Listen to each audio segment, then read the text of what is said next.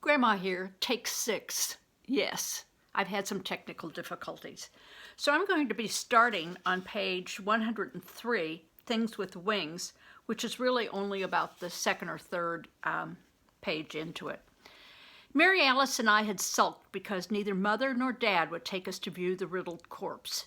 Recalling to ourselves Shotgun Cheatham, we thought we could take it.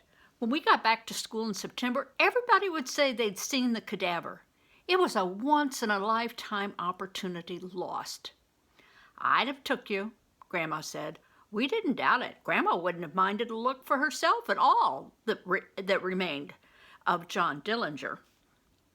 Mary Alice and I went upstairs to sort our clothes from the suitcase. She was getting particular about how things she wore had to be hung up on a hanger. Just so.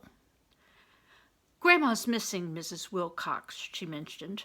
Are you kidding? I said.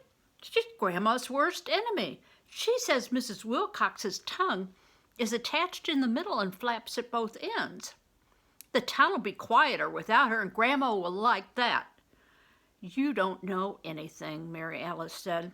Men don't have any idea about women. Well, we'll see who's right. Okay. So I loped uptown by myself, heading for Veach's Gas and Oil, which was man's country. Ray Veach ran the garage when his dad was farming, and I thought I had some business with him. The town was half asleep with August and the Depression. A checker game was going on in the Coffee Pot Cafe as I went past, but nothing else. A knot of people outside Moore's store waited for the day-old bread to go half price.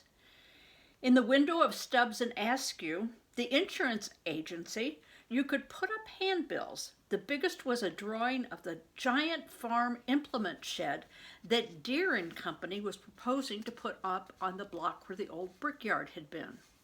Next to it, a handbill advertised a rummage sale at the United Brethren Church. Bring and buy. Treasures, trash, bric-a-brac, down-to-earth prices, lunch provided by Our Lady's Circle. The last handbill was a schedule of movies the Lions Club was showing at their outdoor picture show.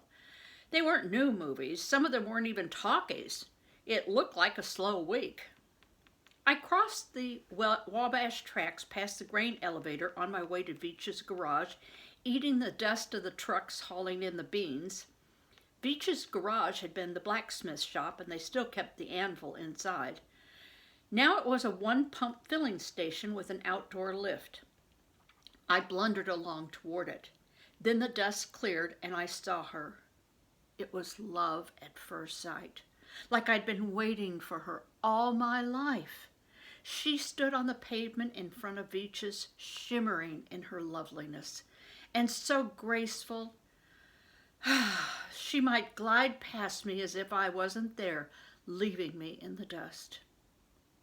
She was a showroom fresh Terraplane 8 from the Hudson Motor Car Company, a 4-door sedan, tan, with red stripping and another touch of red on the hubcaps.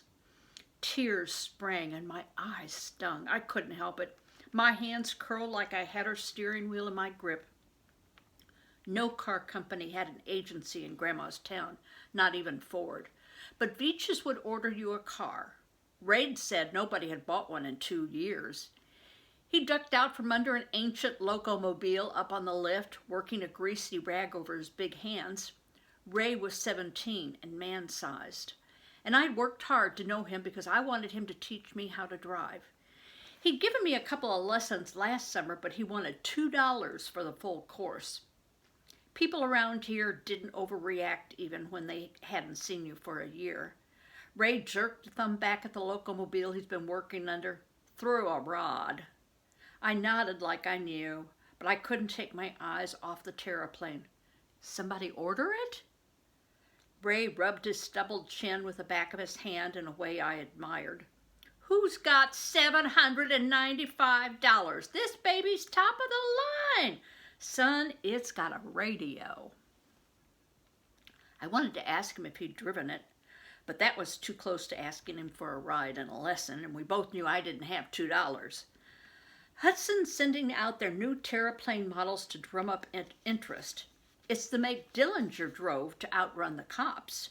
But hey, you'd know that, Ray said. You probably took a gander at the body that the Chicago cops put on display. You reckon it was really Dillinger?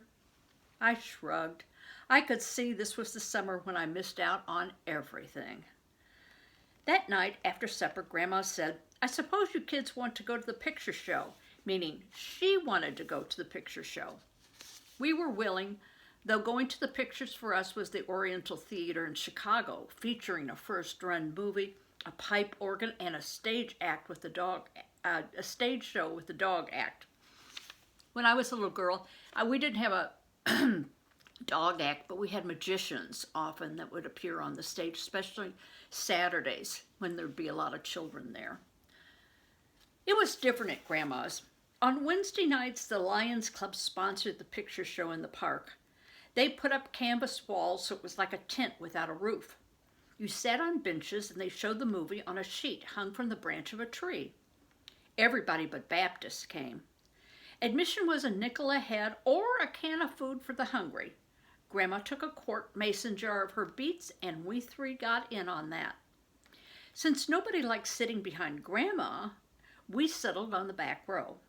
There was some socializing she didn't take part in. Then the projectionist got the film threaded and the show started. Mary Alice had been hoping for Shirley Temple, but it was Dracula. Not too old, starring Bela Lugosi. I have to say it got to me. All those living dead people with black lips. Oof. When Dracula turned into a bat at the window, the night behind him merged with the night around us. It was a good audience for a horror picture. Several people screamed, and once a whole bench turned over. A night breeze sighed in the tree, making the screen waver. Mary Alice kept her eyes shut through most of it. Grandma barely blinked. Afterwards, we walked home in the dark. Mary Alice stuck close to Grandma, and I wasn't too far off myself. The town was just one shadow after another. When a big lilac bush threw leaf patterns on the walk ahead of us, Grandma shied like a horse.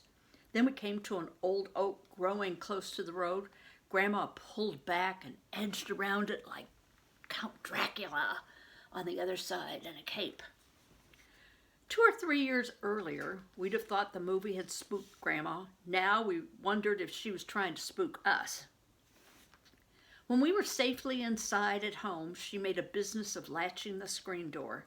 Then she looked meaningfully at the window over the sink, like Dracula's eyes might be staring in out of his terrible fanged face. Mary Alice and I were frozen to the linoleum in spite of ourselves. Grandma, there aren't such things as vampires, are there? Mary Alice asked. Did she want to know or was she testing Grandma? Every summer, Mary Alice seemed to pick up another one of Grandma's traits. Vampires? No, the only bloodsuckers is the banks. Grandma stroked her chins. Movies is all pretend. They're made in California, you know, but they prove a point. Make something seem real and people will believe it. The public will swallow anything. That seemed her last word for the night. Now Mary Alice and I had to stumble up that long stairway to the darkness above. Being the man of the family, I ought to have gone first, but I didn't. Sweet dreams, Grandma said behind us. It was a long night and hot.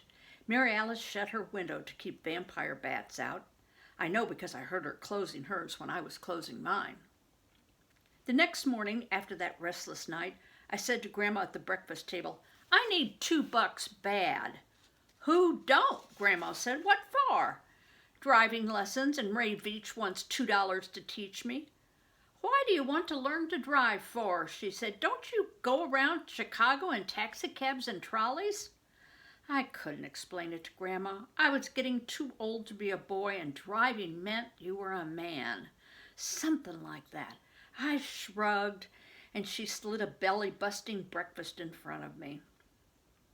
Mary Alice turned up, looking like the ghost of herself. She had pale-faced, with bags under her eyes. Though glad to see daylight, she was worn to a frazzle. Anyhow, Grandma said, you don't have time for driving lessons. I want you two to poke around in the attic. I can't get up there anymore. You have to climb up through a trap door in the closet. What are you looking for? Oh, I don't know. Any old rummage for the church sale. By the way, the Warren house in, no, maybe it was the Lewis's house when they lived in St. Louis. They had an attic that you had to go into a closet to get up to the attic. So Grandma, who didn't take part in community activities, wanted to go to the rummage sale. She ate with a fork in one hand and a knife in the other. Then she looked up like she was having one of her sudden thoughts. Tell you what, find that old stovepipe hat up there. It belonged to a preacher who knew my ma and pa. He was visiting one time trying to convert them, and he dropped dead on the parlor rug. They kept his stovepipe hat on their hat rack ever after to remember him by. I stuck it up there. Get it down. I saw a picture in the paper of John D. Rockefeller in a hat like that.